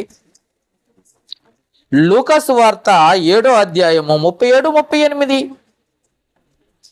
ఆ ఊరిలో ఉన్న పాపాత్మురాలైన ఒక స్త్రీ యేసు పరిచయను ఇంట్లో భోజనమునకు కూర్చున్నాడని తెలుసుకొని ఒక బుడ్డిలో అత్తరు తీసుకొని వచ్చి వెనక తట్టు ఆయన పాదములకు యొద్ద నిలబడి ఏడ్చుచు కన్నీళ్లతో ఆయన పాదములను తడిపి తన తల వెంట్రుకలతో తుడిచి ఆ పాదములను ముద్దు పెట్టుకున్న స్త్రీ. యేసు ప్రభుని కన్నీళ్లతో ఆయన పాదాలు తడిపి తన కురులతో తల వెంట్రుకలతో తుడిచి ముద్దు పెట్టుకున్న స్త్రీ. అంత సేవ, అంత తగ్గింప. అవును, విమోచకుని కాళ్ళు కడుగుటలో, కన్నీళ్లతో కాళ్ళు కడగటంలో ముందుంది ఆ స్త్రీ. మనం ప్రార్థన చెయ్యం, బాగా నిద్ర వస్తుందిగా మనకి, బాగా నిద్ర వస్తుంది, మనం ప్రార్థన చెయ్యం, చేస్తాం, హడావుడిగా చేస్తాం. ఆ ప్రార్థన దేవుని సన్నిధిలోకి చేరాలన్న ఆలోచనతో చెయ్యం. పరమందున్న దేవుని సన్నిధికి మన ప్రార్థన చేరవలను అన్న మాటను మర్చిపోతాం. మనం పక్కనోళ్ళు అంటే చాలు అనుకుంటాం, లేకపోతే చేసామన్న పేరు ఉంటే చాలు అనుకుంటాం. అర్థమైందా? భక్తి అంటే అది కాదు. నిజమైన భక్తి అంటే ఇగో ఇలాగూ చేయాలి. దేవుడు కోరుకున్నది ఇది. విమోచకుని పాదములు కడుగుట కూడా సేవేనా? సేవే, దేవుని సేవ అది. అందుకే యేసుప్రభు గద్దించాడు. ఇంకా చూద్దామా, రోమిలకు రాసిన పత్రికలో ఇందాక పేబా చూసాం కదా. రోమిలకు రాసిన పత్రిక 16వ అధ్యాయం కంక్రేలో ఉన్న 16వ అధ్యాయం 1వ వచనములో కంక్రేలో ఉన్న సంఘ పరిచారకులకు పీబే అను సహోదరి పరిశుద్ధులకు తగినట్టుగా ప్రభువునందు చేర్చుకొని ఆమెకు మీ వలన కావలసిన ఏదైనా ఉన్న ఎడల సహాయం చేయవలని ఆమెను గూర్చి మీకు సిఫార్సు చేస్తున్నాను. ఎందుకో తెలుసా? సంఘ పరిచారకురాలుగా తమ వంతు బాధ్యత చేయుటలో ముందుంది ఏమే. అందుకు మళ్ళా సేవ అంటే ఏంటంటే వాక్యం చెప్పటమే సేవ కాదు, పరిచారము చేయటం కూడా సేవే. ఇంకా అంతేకాదు, నేను పరిచారం మాత్రం చేయను కానీ వాక్యం గట్టిగా చెబుతాను అన్నాం అనుకో, దేవుడు ఏమంటున్నాడు? కొరింథీయులకు రాసిన మొదటి పత్రిక 14వ అధ్యాయం, మరోసారి గుర్తు చేద్దాం. కొరింథీయులకు రాసిన మొదటి పత్రిక 14వ అధ్యాయం, లేదు నేను వాక్యమే చెప్తా అన్నావు అనుకో, నిన్ను బట్టి దేవుడు ఏమంటున్నాడు చూద్దాం ఒకసారి. కొరింథీయులకు రాసిన మొదటి పత్రిక 14వ అధ్యాయం 34, 35 వచనాలు. స్త్రీలు సంఘములో మౌనంగా ఉండాలి, సంఘంలో పరిచారము చేసే స్త్రీలుగా ఉండాలి. నిలబడి చెప్పే స్త్రీగా కాదు. మైక్ పట్టుకొని అరుచుకుంటే అబ్బో చాలా గొప్పగా చెప్తారండి. యూట్యూబ్లో వాళ్ళని చూస్తే చాలా మంది ఉంటారు.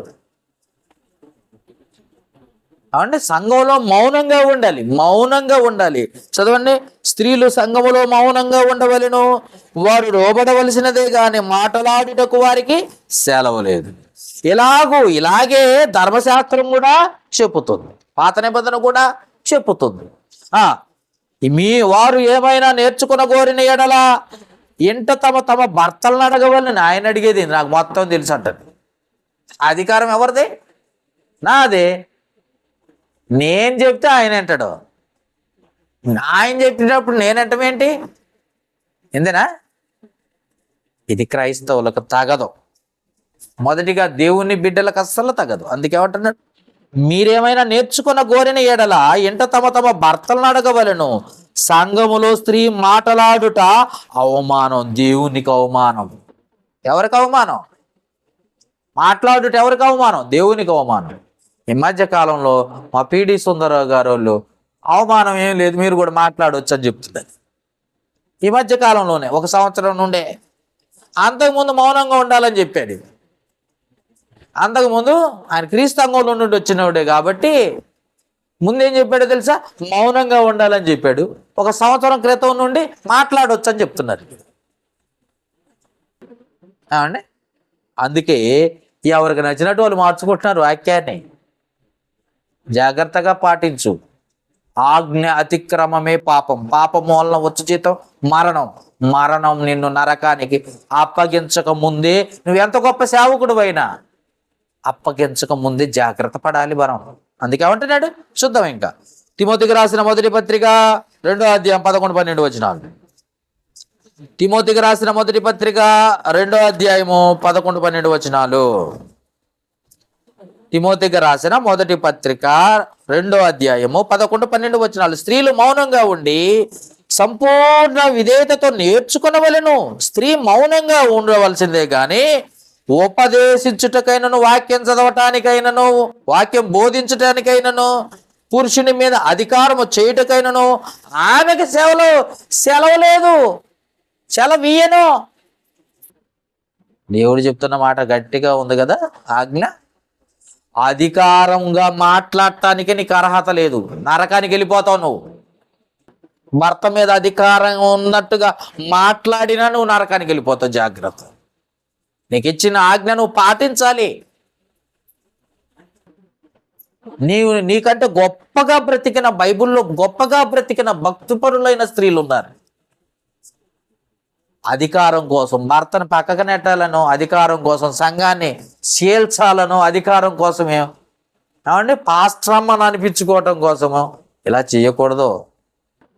అందుకే ఏమంటున్నాడు, మౌనంగా ఉండి నేర్చుకున్న వాళ్ళను ఉపదేశించుటకైనను. మళ్ళీ చదవండి 12వ వచనం. స్త్రీ మౌనంగా ఉండవలసిందే గాని సంఘంలో ఉపదేశించుటకైనను, పురుషుని మీద అధికారము చేయుటకైనను ఆమెకి సెలవు వీయను అని ఉందా లేదా? ఉంది. ఈ మాట పక్కకు పెట్టేశారు. సంఘం మందే. ఆమెవరు? నువ్వే నా ప్రియుడివి, నేనే నీ ప్రియురాలిన ఆట. అందరూ షేర్ చేయటమే, అందరూ తిట్టడమే. మహాతల్లి ఏమండి, మొన్నటిదాకా నువ్వే నా ప్రియుడివి, నేనే నీ ప్రియురాలిని అన్నది. మొన్న ఈ మధ్యకి మొన్న ఒక పాట పాడుతుంది, నా తండ్రివి నువ్వే, నా దేవుడివి నువ్వే అని. ఏది మొన్న ప్రియుడు అన్నది ఇప్పుడు దేవుడు అంటుంది. ఇదేంట్రా బాబు అని మళ్ళీ షేర్లు చేస్తున్నారు, కామెంట్లు. చూసే వాళ్ళందరికీ హేళన కనిపించట్లే. హేళన కనిపించినా పిచ్చి జనం పోయే వాళ్ళు పోతూనే ఉన్నారు. ఎందుకంటే వాళ్ళకు వాక్యంతో మళ్ళీ ఆ డ్యాన్స్తో పని. ఏమో బాగా డ్యాన్స్ చేస్తుంది, పాట పాడుకుంటూ ఎగురుతూ ఉంటుంది. దాన్ని కూడా పాట మార్చేసి కూడా మన వాళ్ళు ఏం చేస్తున్నారు తెలుసా? వేరే పాట పెట్టి డ్యాన్స్ పెట్టింది ఆమె డ్యాన్స్. ఎందుకంటే నటన పనికి రాదు. ఫస్ట్ ఆఫ్ ఆల్ వాక్యానికే లోబడాలి. అధికారము చేయుటకు నీకు అధికారము, భర్త పైన అధికారం, పురుషుని పైన అధికారం చేయుటకు నీకు సెలవు లేదు. ఫస్ట్ ఆఫ్ ఆల్ అది గుర్తుపెట్టు. ఇంకో మాట తీతుకు రాసిన అతను మౌనంగా ఉండాలని కాదు, ఇంకేమంటున్నాడు చూద్దాం. ఇక్కడ తీతుకు రాసిన పత్రిక 2వ అధ్యాయం 3, 4, 5 వచనాలు చూడండి ఒకసారి. 3, 4, 5 వచనాలు. తీతుకు రాసిన అపొస్తలుడైన పౌలు తీతుకు రాసిన పత్రిక 2వ అధ్యాయం 3, 4, 5 వచనాలు కలిసినే చదవండి. అలాగునే వృద్ధ స్త్రీలు ఏమన్నా తీసారా? కొండె గత్తెలను మిగుల మద్యపానాసక్తులనై ఉండక, అంటే స్త్రీలు మందు తాగుతున్నారా? ఎస్. ఆనాడు పౌలు గారికి బాగా తెలిసే ఈనాడు క్లబ్బులలో స్త్రీలు ఉన్నారనే ఆనాడే రాయించాడు బైబిల్. అర్థమైందండి? క్లబ్బుల్లో ఈరోజు స్త్రీలు మంచి మంచి పార్టీలు చేసుకుంటున్నారని, క్లబ్బుల్లో ఎగురుతున్నారని తెలిసిన పౌలు గారు ద్వారా దేవుడు ఆనాడే రాయించిండు బైబిల్లో.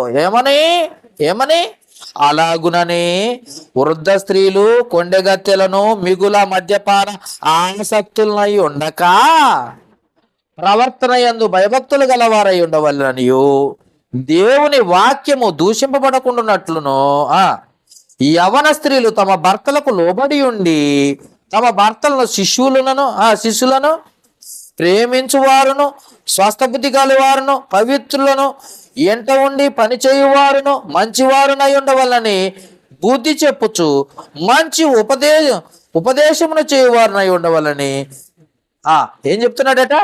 ఉండవలని బోధించుము. పిల్లలకు బోధించుకో, బయట వాళ్ళకు బోధించుకో, సంఘంలో కాదు. సంఘంలో నీ అధికారం లేదు కాబట్టి నువ్వేం చేయాలి?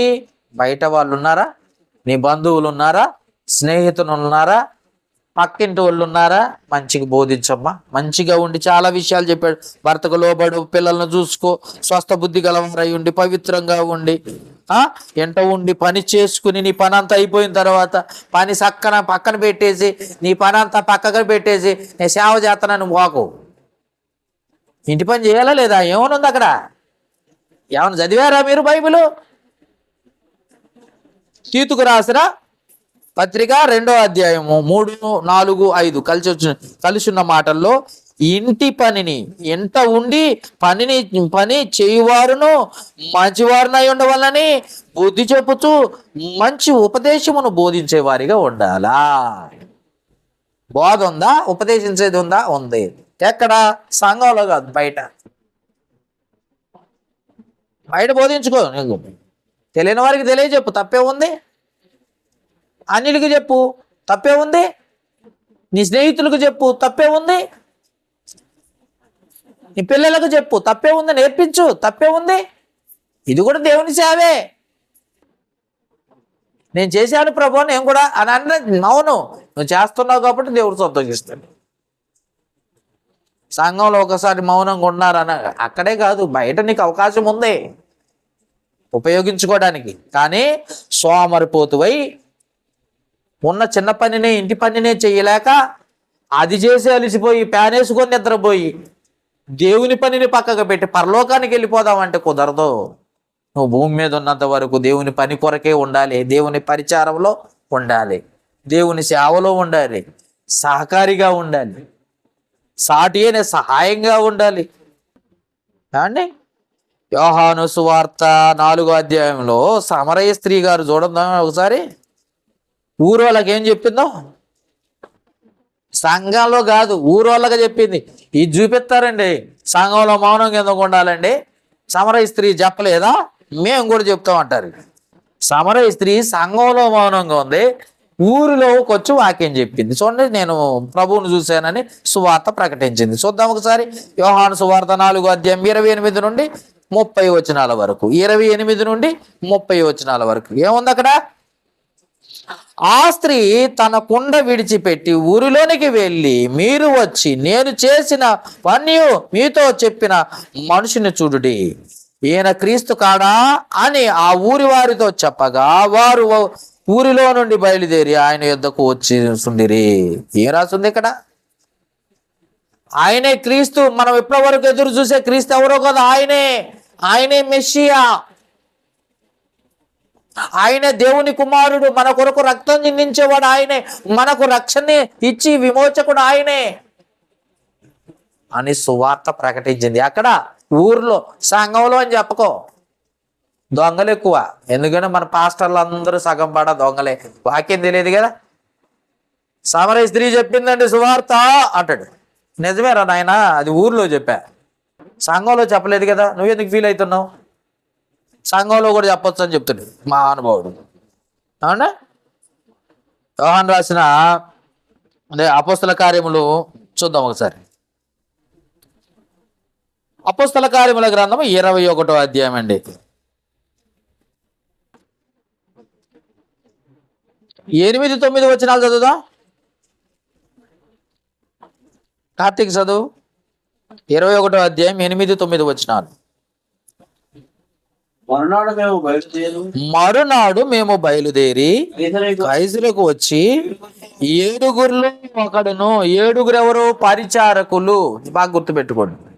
7గురిలో ఎవరు? పరిచారకులు. పరిచారకుల్లో ఒకడును స్వార్థికుడినైన ఫిలిప్పు ఎంట ప్రవేశించి అతని యొద్ద ఉంటిమి.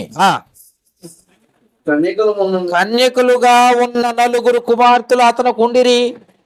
వారు ప్రవశించుచూ వచ్చిరి.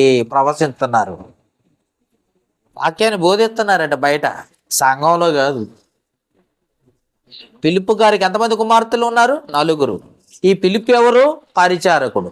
పరిచారకుడైన ఫిలిప్పుకు 4 కుమార్తెలు ఉన్నారు. ఈ 4 కుమార్తెలు ఏం చేసేవాళ్ళంటే సంఘం వెలుపల సువార్త ప్రకటించేవారు, బోధించేవారు. నీకు అవకాశం ఉంది, బయట బోధించు, తప్పేం లేదు. అట్టని నీ ఇంటి పనులని పక్కకు పెట్టదా? నా భర్తకు భోజనం పెట్టకుండా నేను పోతా, భర్తకు నేను లోపడకుండా పోతా అంటే కుదరదు. అందుకే దేవుని పనిలో స్త్రీ పాత్ర అంటే నువ్వు దేవుని పని చెయ్యి, కానీ నీకిచ్చిన ఆజ్ఞలకు లోబడి, ఆ తర్వాత సంఘంలో మౌనంగా ఉండి, ఆ తర్వాత బయట నువ్వు సంఘం వెలుపల నువ్వు దేవుని పనిలో ఉండు. తప్పేం లేదు, దేవుడు చెప్తున్నాడు ఆ మాట. అలాంటి స్త్రీలు ఉన్నారు. ఇంకా చూద్దాం. రోమిలకు రాసిన పత్రికలో 16వ అధ్యాయం 12వ వచనం చూడండి ఒకసారి. నాకు వదిలిపెట్టేశాం. రోమిలకు రాసిన పత్రిక 16వ అధ్యాయం 12వ వచనం. ప్రభువునందు ప్రయాసపడు త్రుపైనకును త్రుపోసనకును వందనములు, ప్రియురాలకు తెరిసినకును వందనములు. ఇక్కడ పెర్సిస్ మీకు తెలుసా ఏమగారంట? ప్రభు నందు బహుగా ప్రయాసపడ్డ స్త్రీ. ప్రభు పనిలో జత పనివారని చెప్తాడు, చూసారా? జత పనివారని చెప్తాడు. ఎంత గొప్ప స్త్రీ ఉందా? పౌలు గారితో పాటు జత పని, సహకారి అంటే అలా ఉండాలి. చేసే పనిలో గొప్పగా సహాయాన్ని అందించేది, అన్ని పనుల్లో దేవుని పనిలో ముందుండేది. మనం అనుకుంటాం చర్చికి వచ్చి వెళ్ళిపోతే చాలు అనుకుంటాం. మరి దేవుని పనిలో ఎప్పుడు ఉంటావు? 3వ వచనం చదువుదాం. 16వ అధ్యాయం. క్రీస్తు యేసునందు నా జత పనివారైన ప్రిస్కిల్లకును అంటే ఎవరు? ఆడామా. ఆకులా అంటే మగవాడు. అర్థమైందా? నా వందనములు చెప్పుడు వారు నా ప్రాణమునకు తమ ప్రాణములను ఇచ్చుటకైనను తెగించిరి. మరియు వారి ఎంట ఉన్న సంఘమునకు వందనములు చెప్పుడు. నేను మాత్రము కాదు, అన్యజనుల్లో సంఘముల వారందరూ వీరికి కృతజ్ఞతలై ఉన్నారు. మా ఎంతో గొప్ప సేవ చేశారట ఆ స్త్రీ. అకుల ప్రిస్కిల్ల భార్యాభర్తలు ఇద్దరు చక్కటి సువార్త అందించారు. భర్తకు సహకారిగా ఉంది అన్ని విషయాలు. పౌలు గారు ముందే చెప్తున్నాడు, ఆమెకు వందనాలు, నాకు మంచి భోజనం పెట్టింది, దేవుని పనిలో సహకారిగా ఉంది అని చెప్తాడు. అర్థమైందండి? ఇంత చెప్పినా మన మట్టి పొరలకు ఎక్కిద్దా? ఎక్కదు. ఎక్కుదా? ఎక్కదు. ఎందుకనంటే మనం వాక్యానికి లోబడం. ఎందుకంటే దేవునికి లోబట్టం కంటే సాతానుగాడికి లోబట్టం ఇష్టం అనుకుంటాం. అందుకే చూడండి, తిమోతికి రాసిన మొదటి పత్రిక 5వ అధ్యాయం 10వ వచనం. తిమోతికి రాసిన మొదటి పత్రిక 5వ అధ్యాయం 10వ వచనం. ముందుగా హెచ్చరిస్తున్నాడు. చూడండి, పరిచర్యలో స్త్రీల గురించి 10వ వచనం చదువుదాం.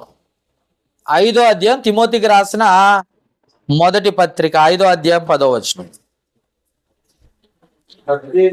సత్క్రియలకు పేరు పొందిన విధవరాల పిల్లలు పెంచి పరదేశులకు ఆతిథ్యం ఇచ్చి పరిశుద్ధుల పాదములు కడిగి శ్రమపడి వారికి సహాయం చేసి ప్రతి సత్కార్యము చేయబూనుకొనిన వారిదై అయితే ఆమెను విధవరాల లెక్కలో చేర్చవచ్చును. విధవరాలు, సంఘంలో విధవరాలు అంటే ఎన్ని పనులు చేయాలట. మన సంఘంలో విధవరాలు ఉన్నారు. అంటే కాళ్ళు కడుగుద్దా అంటే టిక్కు పెట్టుకొని చూడండి ఒకసారి, చదవండి ఆ మాట. కాళ్ళు కడుగుద్దా? పరిశుద్ధుల పాదాలు కడిగిద్దా? శ్రమపడి వారికి సహాయం చేస్తారా? ప్రతి సత్కార్యం చేయబూనిదై ఆమె విధవరాల లెక్కలో లెక్కలో చేర్చుకోవాలంటే పిల్లల్ని పెంచేదా అంటే దగ్గర తీసుకుంటుంది. పిల్లల్ని తీసుకుంటారా? పరదేశులకు ఆతిథ్యం ఇచ్చిందా? ఇస్తారా? పరిశుద్ధుల పాదములు కడుగుతారా? ఇవన్నీ చేస్తే సంఘంలో విధవరాలు అంటారు. సంఘంలో విధవరాలు అనటానికి ఒక అర్హత ఉంది. ఆమె పక్షమున తండ్రిగా నేను యుద్ధము చేయుదును అన్నాడు దేవుడు. అలా ఉంటే తిని పండుకునే వాళ్ళతో యుద్ధం ఎందుకు చేస్తాడు దేవుడు? వాళ్ళకెందుకు సహకారిగా ఉంటాడు? అలాంటి స్త్రీలు పరిచర్యలో ముందున్నారట. ఇంకో మాట చూద్దామా, గట్టిగా ఉంటుంది ఆ మాట. కీర్తనల గ్రంథం 68:11.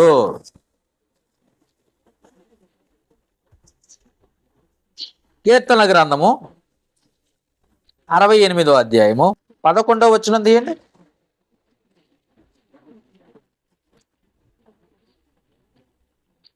అరవై 68వ అధ్యాయం 11వ వచనం.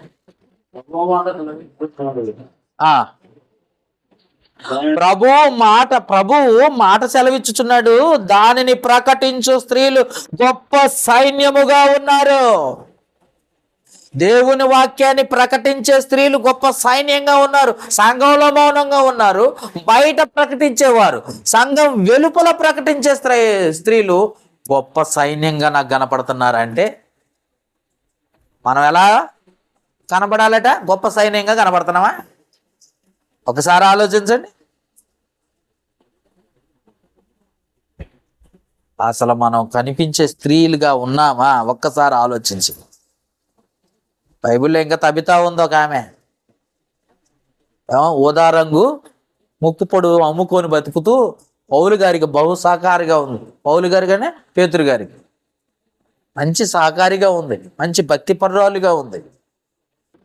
ఇంకా బైబిల్లో మిరియాము ఉంది, ఏమండి ప్రవక్తలు, దెబోరా ఉంది, ఉల్దా ఉంది, అంటే ఇంకా చెప్పాలా, అన్నా ఉంది. అన్న ఎవరో తెలుసా? లోకాసు వార్త 2వ అధ్యాయం 36వ వచనంలో అన్న స్త్రీ అండి, ప్రవక్తి. ఆమె దేవుని పట్ల విధేయత కలిగిన ఆమె, భయభక్తులు కలిగిన ఆమె.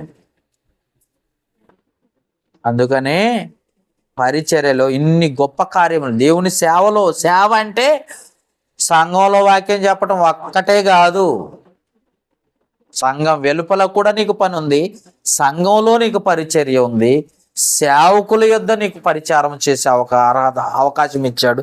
ఇదంతా దేవుని సేవ అని చెప్తున్నాడు. ఎలాంటి వారి పేర్లు జీవ గ్రంథములో రాసి ఉంటాయి అని చెప్పాడు దేవుడు. అంతేగాని సోమరిపోతుల్లా ఉండి భర్తని ఎదిరించి లోబడక అధికారాన్ని కబంధ హస్తాలతో లాక్కుని యజబేలులాగా,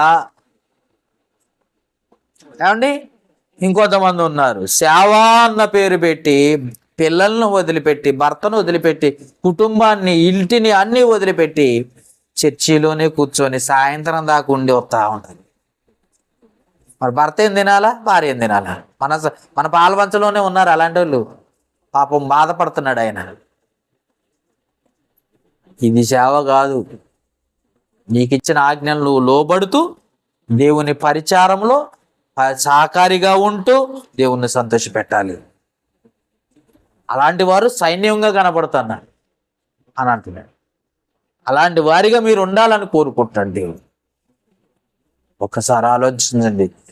దేవుని పనిలో స్త్రీ పాత్ర పార్ట్ 2 చెప్పుకున్నాం మనం ఇప్పటి వరకు. సంఘంలో పార్ట్ 1 పాత్ర జ్ఞాపకం చేసుకుని, దేవుని చిత్తం అయితే కుటుంబములో స్త్రీ పాత్ర పార్ట్ 3 చెప్పుకుందాం తర్వాత. Okay, right. ప్రార్థన చేసుకుని తర్వాత కార్యక్రమం వెళ్దాం. జీవము గల తండ్రి, కృప కలిగిన మా ఆయన, మహోన్నతుడా, మీకే స్తుతులు స్తోత్రాలు నాయన. ఇప్పటి వరకు నా మాటలుగా కాక నీ మాటలుగా ప్రతి వాక్యాన్ని విపులంగా చెబుతూ చదివించాం, మాకు నేర్పించాం. అందుకు కృతజ్ఞతాస్తుతులు చెల్లిస్తున్నాం. ఈ మాటలు ప్రతి హృదయంలో పడి ఫలించినట్లుగా సహాయం చేయండి. మనుషులకు కాక దేవునికి దాసులుగాను, దేవుని పరిచర్యలో ముందుండేవారిగాను నీ బిడ్డలను ఏర్పాటు చేసుకొని వారి ద్వారా మీరు మహిమ పొందమని వేడుకుంటున్నాం తండ్రి. ఇటు వాక్యం ఎందరైతే విన్నారో చూస్తున్నారో అటు వారందరినీ కూడా నీ కృపలో జ్ఞాపకం చేసుకుని ఆశీర్వదించి వాక్యానుసారంగా వారి జీవితాలను మార్చుకునే మంచి మనస్సాక్షి వారికి అనుగ్రహించమని ఈ మనవలు మా ప్రభువును లోకరక్షకుడు క్రీస్తు యేసు నామమున అడిగి వేడుకొనుచున్నాము మా పరమ తండ్రి. ఆమేన్. వందనాలు.